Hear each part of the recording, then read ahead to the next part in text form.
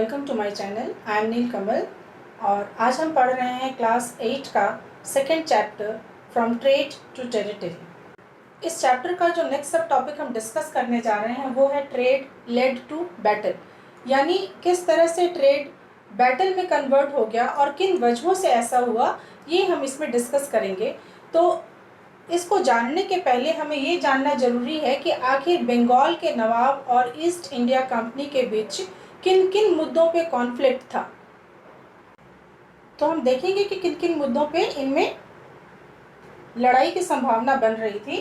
पहले तो ये कि जो कॉन्फ्लिक्ट था ईस्ट इंडिया कंपनी और बंगाल के नवाब के बीच, वो ये कि कंपनी जो है सो ज़्यादा कंसेशन चाह रही थी, यानी उसे ऑलरेडी कंसेशन मिला हुआ था पर वो उतने से संतुष्ट नहीं थी, उसे और भी ज़्यादा कंसेशन चाहिए था, जिसे मानने के लिए बंगाल के नवाब बिल्कुल भी तैयार नहीं थे। क्योंकि मैंने बताया ना कि मुर्शिद कुली खां था, अली वर्दी खां था या फिर सिराजुद्दौला था, ये बहुत स्ट्रांग रूलर थे और वो इस तरह का कोई कंसेशन देने के मूड में नहीं थे।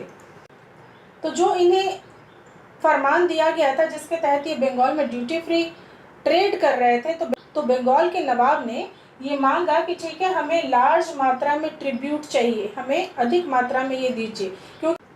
क्योंकि आपको याद होगा कि 1717 में तो फर्रुख सियार ने मात्र 3000 रुपये के बदले में ही उन्हें फरमान दे दिया था, लेकिन अब वो समय नहीं रह गया था और बंगाल के जो रूलर्स थे, बंगाल के जो नवाब थे, वो चाहते थे कि उन्हें अधिक मात्रा में ट्रिब्यूट मिलना चाहिए। तीसरा था कि ब्रिटिशर्स का यानी ईस्ट इंडिया कंपनी का ये लोग सिक्के ढालने का काम, मतलब ये लोग सिक्के ढालने का अधिकार चाहते थे, जिसके लिए बंगाल के नवाब ने पूरी तरह से मना कर दिया। So denied it right to mint coins, then stop it from extending its fortification. जो वे लोग फोर्टिफिकेशन कर रहे थे ईस्ट इंडिया कंपनी, उसके लिए भी इन लोगों ने रोका। बंगाल के नवाब ने बोला कि ठीक है, अब आप फोर्टिफिकेशन नहीं कर सकते, उसको बढ़ा नहीं सकते। और दूसरी बात इन्होंने बोली कि ठीक है, बंगाल में जो भी रेवेन्यू आ रहा है वो सारा का सारा तो आप ले जा रहे हो और हमारी आर्थिक स्थिति भी बहुत ख़राब होती जा रही है। इसके लिए उन्होंने कहा। दूसरी बात ये कि ईस्ट इंडिया कंपनी जो थी वो बंगाल के नवाब की जो अथॉरिटी थी उसको अंडरमाइन कर रही थी, उसको मान नहीं रही थी, उसके आदेश को मान नहीं रही थी। दूसरी ओर ब्रिटिशर्स का कहना था कि नहीं ठीक है, हमें कंपनी कंसेशन तो हमें मिलना चाहिए, कंपनी को कंसेशन मिलना चाहिए, क्योंकि व्यापार को बढ़ाने के लिए जब तक ड्यूटी हटाई नहीं जाएगी तब तक व्यापार में वृद्धि नहीं होगी, तब तक व्यापार जो है बहुत अच्छे से नहीं होगा। इसीलिए हमें ये कंपनी का जो कंसेशन है ये हमें चाहिए। दूसरा उन्होंने बोला कि इतना लार्ज ट्रिब्यूट हम नहीं देंगे, नहीं दे सकते, क्योंकि उनका मानना था कि इतनी अधिक मात्रा में यदि हम ट्रिब्यूट देंगे बंगाल के नवाब को तो हमारा तो सारा इनकम ही खत्म हो जाएगा और हमारा जो कोष है वो बिल्कुल खाली हो जाएगा। और तीसरी बात ये भी उन्होंने कही कि ठीक है, व्यापार को बढ़ाने के लिए, चीज़ों को सुरक्षित रखने के लिए फोर्टिफिकेशन भी जरूरी है, इसीलिए हम ये करेंगे। तो ये तीन मुद्दे ऐसे थे, ये कुछ मुद्दे ऐसे थे जिसके ऊपर लड़ाई होनी अवश्यम भावी थी, जिसको टाला नहीं जा सकता था और यही हुआ।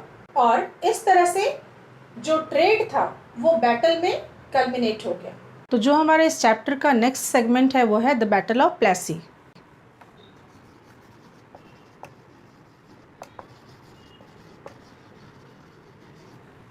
बैटल ऑफ प्लेसी जो थी वो 23 जून 1757 को हुई थी। तो जैसा कि मैंने आपको बताया था कि अली वर्दी खां और सिराजुद्दौला बहुत ही स्ट्रांग रूलर थे और वो किसी भी तरह के कंसेशन को देने को तैयार नहीं थे। तो अली वर्दी खां की डेथ हो गई थी 1756 में। अली वर्दी खां डाइड इन 1756। तो इसके बाद अली वर्दी खां के बाद जो नेक्स्ट रूलर बना वो बना सिराजुद्दौला। तो सिराजुद्दौला का ये कहना था कि आप कंपनी के मामले में जो दखल देते हो, इसके पॉलिटिकल अफेयर्स में जो भी दखल देते हैं ईस्ट इंडिया कंपनी के लोग, उस दखल को बंद करें, है ना, जो इंटरफेयर करते हैं उस इंटरफेरेंस को बंद करें। दूसरी बात कि कंपनी जो रेवेन्यू देती है वो देना चालू रखे, रेवेन्यू देना है। और इसके बाद जो फोर्टिफिकेशन कर रही है ईस्ट इंडिया कंपनी, फोर्टिफिकेशन कर रही है ईस्ट इंडिया कंपनी, उसे बंद करे। तो ये सब चीज़ें लगातार बंगाल के नवाब कह रहे थे और ईस्ट इंडिया कंपनी के जो लोग थे वो बिल्कुल भी उनके कानों पे जूं नहीं रेंग रहा था, वो सुन नहीं रहे थे। तो सिराजुद्दौला ने क्या किया कि अल्टीमेटली अपने 30,000 सोल्जर्स को लेके कासिम बाजार की जो फैक्ट्री थी वहाँ पे हमला कर दिया। कहाँ चले गए ये लोग? कासिम बाजार। कासिम बाजार जाने के बाद इन्होंने क्या किया कि वहाँ पे जितने भी ऑफिशियल्स थे उनको भी बंधक बना लिया। इसके अलावा जो वेयर हाउस था उसको लॉक कर दिया और इसके अलावा जो इंग्लिश शिप आ रही थी ट्रेड के पर्पज़ से उसके रास्ते भी ब्लॉक कर दिए। तो ये सिराजुद्दौला बहुत ही स्ट्रांग रूलर था जिसने ये कदम उठाया। इसके बाद इतना ही नहीं, कासिम बाजार के बाद ये नेक्स्ट मूव इसका हुआ कोलकाता।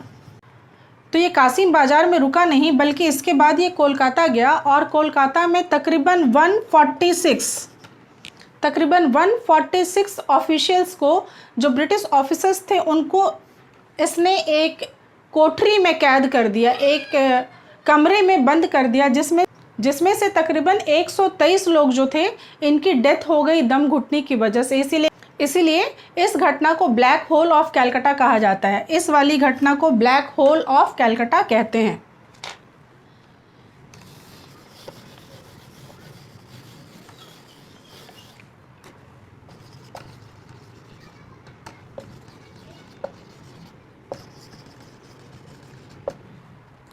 तो इस घटना को कई बार ब्लैक होल ऑफ कैलकाटा के नाम से भी जाना जाता है। इसके बाद क्या हुआ? जब ये खबर ऑफिसर्स को लगी कि ठीक है कोलकाता का पतन हो गया है और कोलकाता जो है वो सिराजुद्दौला के हाथ में आ गया है, तो आपको ध्यान होगा कि उस समय 3 प्रेसिडेंसी थी, एक कलकत्ता में थी, एक मद्रास में थी और तीसरी जो थी वो बॉम्बे में थी। तो मद्रास में जब ये खबर पहुंची कि कलकत्ता का डाउनफॉल हो गया है और वहाँ सिराजुद्दौला ने कब्जा कर लिया और ऐसे ऐसे ब्लैक होल की घटना हुई है, तो यहाँ से मद्रास से, जो आजकल चेन्नई हम जिसे कहते हैं उसका पुराना नाम मद्रास था, तो मद्रास में उस समय में रॉबर्ट क्लाइव था गवर्नर।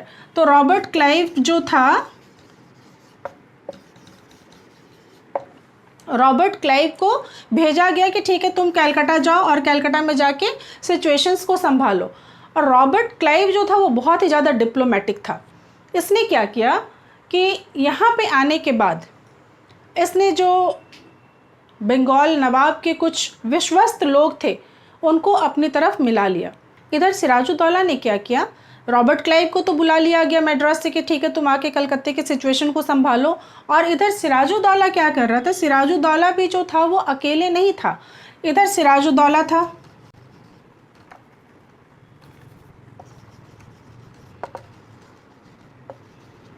सिराजुद्दौला ने प्रो फ्रेंच पॉलिसी अपनाई थी जिसके तहत इसके साथ फ्रेंच भी थे। इसके अलावा तो सिराजुद्दौला के साथ फ्रेंच भी थे, जबकि दूसरी तरफ हम देखें तो इधर रॉबर्ट क्लाइव था। रॉबर्ट क्लाइव के साथ इसके कुछ विश्वस्त लोग थे, यानी कि सिराजुद्दौला के कुछ विश्वस्त लोग थे जिनमें सबसे इम्पॉर्टेंट मीर जाफ़र था। वहाँ का एक बहुत बड़ा बिजनेसमैन जगत सेठ था, वो भी इन्हीं की तरफ आ गया था, क्योंकि रॉबर्ट क्लाइव ने सबको घूस दिया था कि ठीक है आप हम लोगों का साथ दीजिए तो हम आप लोगों का फ़ायदा करेंगे। मीर जाफ़र को क्या फ़ायदा देने का वादा किया था कि तुम हमारे साथ मिल जाओ तो सिराजुद्दौला को हटाने के बाद हम तुम्हें ही नवाब बनाएंगे, ये आश्वासन दिया था मीर जाफ़र को। और जगत सेठ था एक, उसे भी अपनी तरफ ले लिया था। वो एक बहुत बड़ा बिजनेसमैन था उस समय वहाँ पे। इस तरह से ये इस फ्रंट पे आ गए थे कि ठीक है लड़ाई होनी तय है। इस तरफ से सिराजुद्दौला और कुछ फ्रेंच थे और दूसरी तरफ रॉबर्ट क्लाइव था, मीर जाफ़र था और जगत सेठ था। और इस युद्ध में सिराजुद्दौला की बहुत बुरी तरह से हार हुई। हालांकि आप देखोगे तो इनके पास 50,000 सैनिक थे, सिराजुद्दौला के पास 50,000 सैनिक थे और इनके पास मात्र 3,000 सैनिक थे, सिर्फ 3,000 सैनिक थे, फिर भी ये बुरी तरह हारा गया। तो इसके हारे जाने के पीछे सबसे बड़ा जो हाथ था वो इस मीर जाफ़र का था। ये बहुत बड़ा धोखेबाज निकला और इसने, हालांकि ये उसका रिलेटिव था, पर ये इस लालच में था कि ठीक है सिराजुद्दौला यदि हट जाएगा तो बंगाल के नवाब की गद्दी मुझे मिल जाएगी। तो मीर जाफ़र ने अपने 1/3 1/3 बंगाली सैनिक जो थे इनके साथ में, इसने युद्ध किया ही नहीं, इसने अस्त्र उठाया ही नहीं। तो सिराजुद्दौला जो हारा, असल में आप देखिएगा तो ये सिराजुद्दौला की हार नहीं थी, बल्कि मीर जाफ़र का नहीं लड़ा जाना एक बहुत बड़ा रीज़न था इस हार का, जिसकी वजह से इस युद्ध में सिराजुद्दौला की हार हो गई। और इस तरह से बंगाल पे विजय जो थी वो ईस्ट इंडिया कंपनी की पहली विजय साबित हुई। तो मीर जाफ़र ने अपने 1/3 बंगाली सैनिकों के साथ हथियार ही नहीं उठाया, तो क्या हुआ कि सिराजुद्दौला का हार एक्चुअल हार नहीं कहा जा सकता, क्योंकि मीर जाफ़र ने तो लड़ाई ही नहीं लड़ी, है ना। तो इतना ही नहीं, बल्कि मीर जाफ़र का बेटा था, मीरन नाम था उसका, मीरन ने सिराजुद्दौला का कत्ल कर दिया, मीरन ने सिराजुद्दौला को मार दिया। इसके बाद क्या हुआ वो हम देखेंगे। जैसा कि वादा किया था क्लाइव ने मीर जाफ़र को बंगाल का नवाब बनाया। तो जैसा कि मैंने पहले बताया था कि ईस्ट इंडिया कंपनी के जो ऑफिशियल्स थे ये चाहते थे कि हम किसी पपेट रूलर को बंगाल में रूलर बनाएं, यानी बंगाल का शासक बनाए, बंगाल का नवाब बनाए। लेकिन होता क्या था कि जब वो एक्चुअली नवाब बन जाते थे तो वो भी जो पपेट रूलर्स होते थे वो भी ब्रिटिशर्स की सारी डिमांड को नहीं मान सकते थे। क्योंकि आप देखो क्या हुआ यहाँ पे, क्या हुआ कि सिराजुद्दौला को बनाया, सिराजुद्दौला था। तो यहाँ पे आप देखिए कि पहले सिराजुद्दौला था, सिराजुद्दौला के बाद सिराजुद्दौला की डेथ हो गई तो मीर जाफ़र को नवाब बनाया गया, है ना। इसके बाद मीर जाफ़र ने भी उनके सारी डिमांड को नहीं माना। तो मीर जाफ़र के बाद इन्होंने देखा कि ठीक है, अब मीर जाफ़र सारी डिमांड को नहीं मान रहा है, तो इसके बाद मीर कासिम को बना दिया। और जब कासिम ने कंप्लेन किया कि ठीक है इतनी डिमांड हम नहीं मान सकते, तो इस मीर कासिम को इन्होंने बैटल ऑफ बक्सर में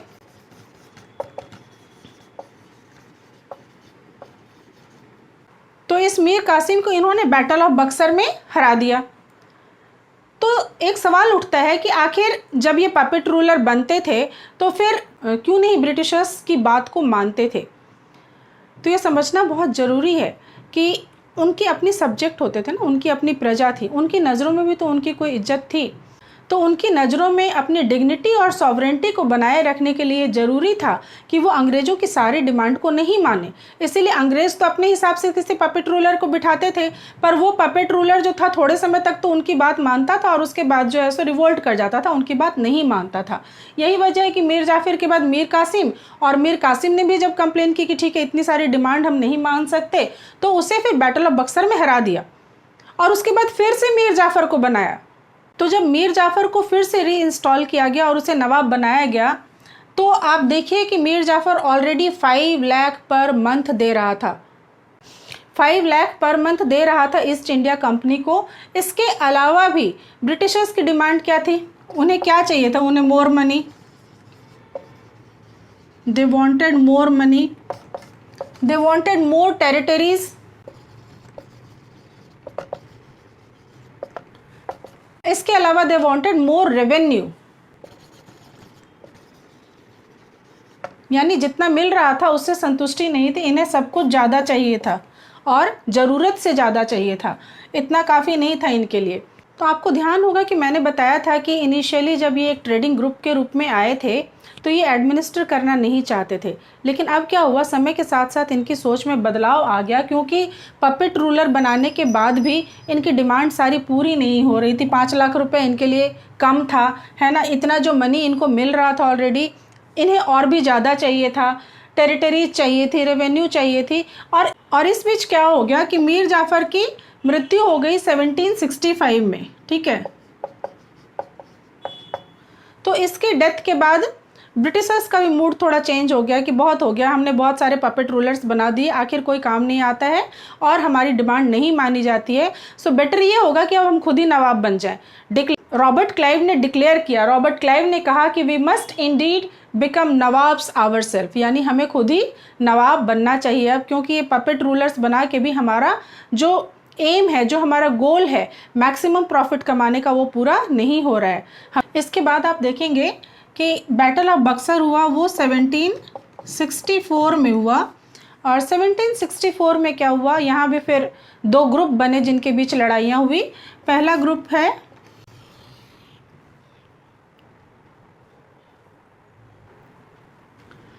तो 1764 में ये जो ग्रुप बना, एक तरफ ईस्ट इंडिया कंपनी, ये हेक्टर मुनरो के नेतृत्व में लड़ रही थी,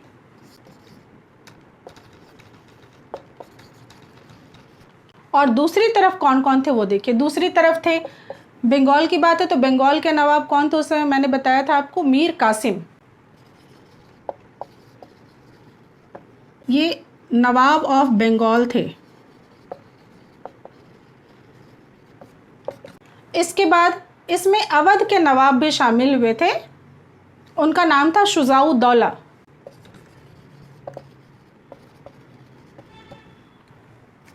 ये अवध के नवाब थे।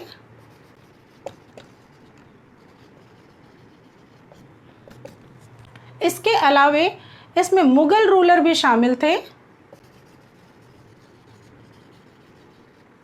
शाह आलम II। तो इस तरह से इस फ्रंट पे जो लड़ाई हुई उसमें एक तरफ East India Company Hector Munro के नेतृत्व में लड़ रही थी, दूसरी तरफ बंगाल नवाब मीर कासिम, अवध नवाब शुजाउद्दौला, और मुगल का जो बादशाह था उस समय वो था शाह आलम द्वितीय, शाह आलम II। इनके बीच लड़ाई हुई, और इस लड़ाई में भी मीर कासिम और जो उनका गुट था उसकी हार हुई थी। और यदि आप ध्यान से देखें तो यहाँ सिर्फ मीर कासिम बंगाल के नवाब की हार नहीं हो रही है, बल्कि अवध के नवाब की भी हार हो रही है, और सबसे अधिक अहम जो बात है वो ये कि मुगल रूलर की भी हार हो रही है। इसीलिए क्या हुआ कि इस लड़ाई के बाद, यानी बैटल ऑफ बक्सर के बाद, एक ट्रीटी हुई जिसे ट्रीटी ऑफ इलाहाबाद कहते हैं, ठीक है। उसके अकॉर्डिंग क्या हुआ कि ट्रीटी ऑफ इलाहाबाद के अकॉर्डिंग बंगाल का जो प्रांत था, बंगाल का जो प्रोविंस था, वो शाह आलम द्वितीय ने किसको दे दिया, ईस्ट इंडिया कंपनी को। सो ईस्ट इंडिया कंपनी को बंगाल की ज़मींदारी दे दी गई, और रॉबर्ट क्लाइव जो है वो पहला गवर्नर बना बंगाल का। तो इस तरह से ये हार सिर्फ एक व्यक्ति की हार नहीं, एक पूरे गुट की हार थी, जिसका असर भारत के राजनीति पे पड़ा, और राजनीतिक रूप से भारत अस्थिर हो गया। और आप देखेंगे कि धीरे धीरे ब्रिटिश पावर का विस्तार होने लगा और उनका expansion of the empire start हो गया। तो एक्सपेंशन तो स्टार्ट हो गया, बट इससे भी ज़्यादा अहम चीज़ क्या हुई, इससे भी ज़्यादा अहम चीज़ ये हुई कि 1765 में कंपनी को दीवानी राइट्स दे दिए गए, बंगाल की दीवानी राइट्स दे दिए गए। अब ये दीवानी राइट्स क्या है,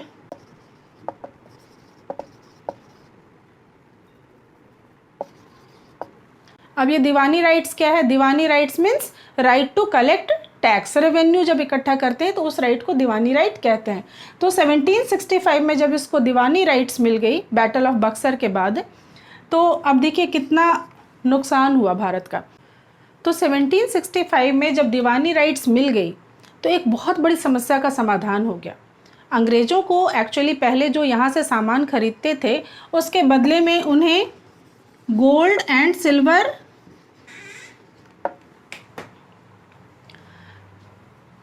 तो अंग्रेज़ जब यहाँ से जो सामान खरीदते थे उसके बदले में इन्हें गोल्ड और सिल्वर देना पड़ता था। लेकिन अब जबकि बंगाल की दीवानी मिल गई इन्हें, तो इनके पास अब इतने सारे पैसे हो गए, रेवेन्यू से कलेक्ट किए हुए इतने पैसे हो गए कि वो यहीं के पैसे से यहाँ के खर्च को चलाने लग गए, और इन्हें बाहर से यानी अपने यहाँ से गोल्ड और सिल्वर लाने की ज़रूरत नहीं पड़ती थी। तो इस तरह से क्या हुआ, गोल्ड और सिल्वर का जो फ्लो था वो हमारे यहाँ कम हो गया, गोल्ड और सिल्वर का जो फ्लो था वो हमारे यहाँ कम हो गया। और इसके अलावा यहीं के पैसे से सारे खर्चे चलने लग गए, क्योंकि उस समय ब्रिटेन में कुछ भी ऐसा नहीं था जिसको यहाँ पे बेचा जा सका। ये तो बाद में चल के हुआ, लेकिन इस समय तक चूँकि कुछ नहीं था तो वो गोल्ड और सिल्वर लाते थे। लेकिन जब दीवानी राइट्स मिल गई तो उन्हें बाहर से अपने यहाँ से पैसे मंगवाने की ज़रूरत ही नहीं पड़ी, और इन लोगों ने यहीं के पैसे से अपने सारे खर्च निकालने शुरू कर दिए। इस सारे प्रक्रम में एक इंटरेस्टिंग चीज़ मैं आपको बताती हूँ, वो ये कि रॉबर्ट क्लाइव जो था, रॉबर्ट क्लाइव की यदि बात करें तो 1743 में 1743 में जब ये इंडिया आया था तो इसकी एज मात्र 18 साल थी, ओनली 18 ईयर्स एज थे, ओनली 18 ईयर्स एज था इसका। और इसने यहाँ पे अपना काम करना शुरू किया और जब ये वापस लौटा इंडिया से, जब ये गया तो इसके पास तकरीबन कितने पैसे थे, ये सुन के आपकी आंखें बड़ी बड़ी हो जाएंगी। हम लोग उसको कन्वर्ट भी करेंगे पाउंड को, चलिए देखते हैं। तो रॉबर्ट क्लाइव के बारे में यदि देखें तो 1743 में जब वो यहाँ पे आया था तो ही वो जस्ट 18 ईयर्स ओल्ड। उसके बाद जब वो यहाँ से गया है, यानी कि 1767 में जब वो यहाँ से गया तो उसके पास देखिए कितने पैसे थे, 4,01,102 पाउंड स्टर्लिंग। तो 4,01,102 पाउंड को जब हम कन्वर्ट करेंगे इंडियन रुपीज़ में तो वो कितना होता है, इकाई दहाई सैकड़ा हज़ार 10,000 लाख 10 लाख करोड़, यानी कि 40 करोड़ से ज़्यादा अमाउंट इसके पास था जब ये यहाँ से गया। और यही वजह है, देखिए जब इसे 1764 में जब ये गवर्नर ऑफ बंगाल बना था तो इसे करप्शन हटाने के लिए ही नियुक्त किया गया था। मेनली इसे ये काम दिया गया था कि जो ब्रिटिश ऑफिशियल्स के बीच जो करप्शन फैला हुआ है उसको आपको ख़त्म करना है। लेकिन खुद इसके पास ही इतने सारे पैसे आ गए थे तो 1772 में ब्रिटिश पार्लियामेंट में इसको क्रॉस एग्जामिन किया गया था रॉबर्ट क्लाइव को कि आखिर इतने कम समय में इतने सारे पैसे इसके पास कैसे आ गए। तो 1774 में बाद में इसने सुसाइड कर लिया था। तो आप देखेंगे ये अमाउंट के ऊपर जब आपकी नज़र जाएगी तो आप सोचो कि इतना अमाउंट वो सिर्फ बंगाल से ले रहे थे। अभी पूरे इंडिया की बात छोड़ दीजिए, ये सिर्फ एक व्यक्ति ले रहा था और सिर्फ बंगाल से ले रहा था। यही वजह है कि जब हम लोग बाद में चल के आर्थिक इतिहास पढ़ेंगे तो देखेंगे कि एक थ्योरी डेवलप हुई थी, ड्रेन ऑफ वेल्थ की थ्योरी, वो जब हम वहाँ पे आएंगे तब डिस्कस करेंगे। पर आप देखिए ये अमाउंट कितना बड़ा था, इतना पैसा लोग लेके जा रहे थे यहाँ से। अब आते हैं बैटल ऑफ बक्सर पे। आपको ध्यान होगा कि बैटल ऑफ बक्सर जो था वो 1764 में हुआ था। आपको ध्यान होगा कि बैटल ऑफ बक्सर जो था वो 1764 में हुआ था। इसके बाद एक बहुत अहम चीज़ हुई थी कि रेसिडेंट, एक अंग्रेज रेसिडेंट रखा जाने लगा था देशी रियासतों में, यानी कि एक ऐसा व्यक्ति जो ब्रिटिशर्स का रिप्रेजेंटेटिव था और वो कहाँ रह रहा है, भारत के जो भी देशी रियासत हैं वहाँ पे। कहाँ पे रहा ये हम बाद में डिस्कस करेंगे, बट ये रेसिडेंट जो था ये बहुत इम्पॉर्टेंट व्यक्ति था, क्योंकि ये क्या कर रहा है कि ये राज दरबार में रह के वहाँ का जो इंटरनल जो कुछ भी है उसमें दखल अंदाजी कर रहा है, इंटरफेरेंस कर रहा है खाम खा की। अब सक्सेसर कौन बनेगा, कौन सा एडमिनिस्ट्रेटिव पोस्ट किसको दिया जाएगा, ये सारा चीज़ ये लोग इनडायरेक्टली रेसिडेंट के थ्रू डिसाइड करने लग गए थे। तो ये एक रेसिडेंट का रखा जाना बहुत ही ज़्यादा इम्पॉर्टेंट पहलू था। और दूसरी बात कि हम ये देखेंगे कि 1757 से 1857 तक, यानी कि तकरीबन 100 सालों तक, 1757 से 1857 तक तकरीबन 100 सालों तक जो ब्रिटिशर्स थे, जो ईस्ट इंडिया कंपनी थी, इसने डायरेक्ट मिलिट्री अटैक नहीं किया, बल्कि बहुत सारे पॉलिटिकल, इकोनॉमिकल और डिप्लोमेटिक मेथड से उसका इस्तेमाल करके इन लोगों ने देसी रियासतों को, यानी कि प्रिंसली स्टेट्स को अपने साम्राज्य में मिलाना शुरू कर दिया। वो कौन कौन सी पॉलिसीज़ थी वो हम लोग बाद में डिस्कस करेंगे। पहले मैं इस सेगमेंट में आपको जो लड़ाइयाँ लड़ी गई उसके बारे में बताऊंगी। तो पहले मैंने आपको बैटल ऑफ प्लासी के बारे में बताया, फिर बैटल ऑफ बक्सर को हमने डिस्कस किया, और अब हम एक तीसरी लड़ाई के बारे में पढ़ने जा रहे हैं और वो है एंग्लो मैसूर वॉर। तो अब एंग्लो मैसूर वॉर के क्या क्या रीज़न थे पहले हम लोग ये डिस्कस करते हैं। तो हम लोग देखेंगे कि जैसा कि मैंने आपको बताया कि 1757 से 1857 तक कंपनी डायरेक्ट मिलिट्री अटैक नहीं करती थी, लेकिन जहाँ कहीं भी इनको अपने पॉलिटिकल और इकोनॉमिक इंटरेस्ट पे ऐसा लगता था कि हमला हो रहा है और उसको रोका जा रहा है, तब वो डायरेक्ट कन्फ्रंट करने के लिए भी तैयार रहती थी, तब वो डायरेक्ट मिलिट्री कन्फ्रंट करती थी। अब देखिए मैसूर की बात हो रही है तो हैदर अली का वहाँ पे शासन था 1761 से लेकर 1782 तक, और हैदर अली के बाद उसका बेटा टीपू सुल्तान शासक बना। वो 1782 से 1799 तक शासक रहा। अब मुश्किल कहाँ आ रही थी? मुश्किल ये आ रही थी कि मालाबार कोस्ट से ये लोग जो अंग्रेज व्यापारी थे वो पेपर और कार्डमम का व्यापार करते थे, जिसको रोक दिया टीपू सुल्तान ने। कंट्रोल किया कि भाई ठीक है, तुम हम मेरे क्षेत्र से, मेरे इलाके से ये व्यापार नहीं कर सकते हो। दूसरा, टीपू सुल्तान ने सैंडलवुड का भी एक्सपोर्ट रोक दिया, जो कि वो लोग निर्यात करते थे सैंडलवुड का, चंदन की लकड़ी का, जो कि बहुत कॉस्टली होता है, उसको भी टीपू सुल्तान ने रोक दिया। और तीसरी बात कि जो लोकल मर्चेंट्स थे वहाँ पे मैसूर में, उन सबको मना कर दिया कि आप इंग्लिश ईस्ट इंडिया कंपनी के साथ डील मत कीजिए। और इसके अलावे जो सबसे इम्पॉर्टेंट बात थी, वो टीपू सुल्तान ने फ्रेंच लोगों के साथ दोस्ती कर ली थी और अपनी आर्मी को उसी के अकॉर्डिंग मॉडर्नाइज कर लिया था। तो ये बातें कहीं ना कहीं ब्रिटिशर्स को बहुत खल रही थी। लड़ाई होना कहीं ना कहीं तय हो चुका था कि अब तो लड़ाई होकर रहेगी, क्योंकि टीपू सुल्तान स्ट्रांग रूलर था, वो क्यों इन बातों को मानता। और ये चाहते थे कि हमें फ़ायदा मिलता रहे, हमें सब कुछ करने दिया जाए, हमें हर चीज़ के लिए अलाउ किया जाए, तो ये संभव नहीं था। तो कहीं ना कहीं लड़ाई होनी निश्चित हो गई। तो टोटल 4 एंग्लो मैसूर वॉर हुए। फर्स्ट एंग्लो मैसूर वॉर 1767 से 69 तक चला। सेकेंड एंग्लो मैसूर वॉर 1780 से 84 तक चला। थर्ड एंग्लो मैसूर वॉर जो था वो 1790 से 92 तक चला। ये तो थर्ड एंग्लो मैसूर वॉर इसलिए भी इम्पॉर्टेंट है क्योंकि इसमें क्या हुआ था कि एक तरफ तो कंपनी थी, निज़ाम था और मराठा थे। ये सारे कंपनी की तरफ से थे, मराठा और निज़ाम कंपनी की तरफ से थे। दूसरी तरफ टीपू सुल्तान अकेला था और उसे एक ट्रीटी साइन करने के लिए बाध्य किया गया था, कंपेल किया गया था, जिसके अकॉर्डिंग उसके 2 बेटों को बंदी बना लिया गया था। और इसके बाद सबसे important fourth Anglo Mysore war है जो 1799 में हुआ। और ये जो वॉर है इसे कई बार बैटल ऑफ श्रीरंगपट्टम भी कहते हैं, क्योंकि ये लास्ट एंग्लो मैसूर वॉर था और 1799 में टीपू सुल्तान जो है वो मारा गया। तो अब मैसूर जो है वहाँ पे क्या किया जाएगा? मैसूर में क्या हुआ कि जो फॉर्मर डायनेस्टी, वोडियार डायनेस्टी थी, जिनका शासन पहले चलता था, उनको फिर से सौंप दिया गया। मैसूर की सत्ता उन्हें सौंप दी गई और दूसरे सब्सिडियरी अलायंस उन पे लाद दिया गया। अब ये सब्सिडियरी अलायंस क्या है, इसके बारे में मैं डिटेल्स में बताऊंगी, बट यहाँ पे ये जान लीजिए कि इनके ऊपर ये सब चीज़ें लाद दी गई। और इतना ही नहीं, टीपू को हराना इतना आसान भी नहीं था। टीपू को हराने के बाद टीपू का एक बहुत प्रिय खिलौना था। देखिए, आप बुक में उसकी तस्वीर देख सकते हैं, ये वाली। इस खिलौने को वो यहाँ से लेके गया। आप देख सकते हैं कि इसमें एक ब्रिटिश ऑफिसर है जो गिरा हुआ है और ये टीपू का शेर है जिसने उसे घायल कर रखा है। ये उसका बहुत प्रिय खिलौना था। ये खिलौना वो लेके गए और उसे विक्टोरिया और एल्बर्ट म्यूज़ियम में संभाल के रखा गया। इसके बाद जो हमारा नेक्स्ट सब टॉपिक है वो है एंग्लो मराठा वॉर।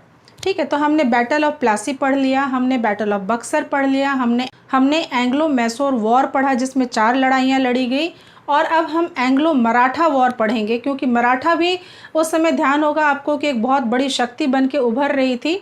हालांकि कहीं ना कहीं थर्ड बैटल ऑफ पानीपत के बाद मराठों का ये सपना कहीं ना कहीं भंग हो रहा था कि वो दिल्ली में रह के रूल करें। तो ये जो मराठा शक्ति थी वो दरअसल विभाजित थी।